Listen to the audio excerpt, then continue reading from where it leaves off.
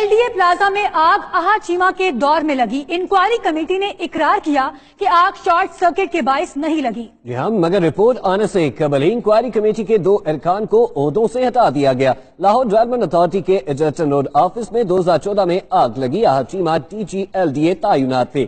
آگ سے metro bus کا ریکارڈ، ریکوری اور الاٹمنٹ کے کاغذات چل گئے۔ جلنے والے ریکارڈ میں نواز شریف اور شہباز شریف کے دور کے بیوہ کوٹہ الاٹمنٹ کا ریکارڈ بھی چل گیا۔ 1985 میں 2012 تک بیوہ کوٹہ کی مد میں پلاٹوں کی تقسیم ہوئی اور یہ پلاٹ 1500 سے بڑھ کر 14000 ہو گئے تھے۔ ایل ڈی اے پلازا میں لگنے والی آگ کی انکوائری کے لیے ڈی سی لاہور وسیم صادق کی سربراہی میں انکوائری کمیٹی بنائی گئی، جس میں ڈی جی ریسکیو رضوان نصیر بھی شامل تھے، مگر دونوں انکوائری کمیٹی کے سامنے آنے سے قبل ہی ہٹا دیے گئے۔ دوسری جانب ایل ڈی اے پلازا میں باقی ماندہ ریکارڈ ایل ڈی اے کے جوہر ٹاؤن میں بننے والے نئے آفس منتقل نہ کیا گیا۔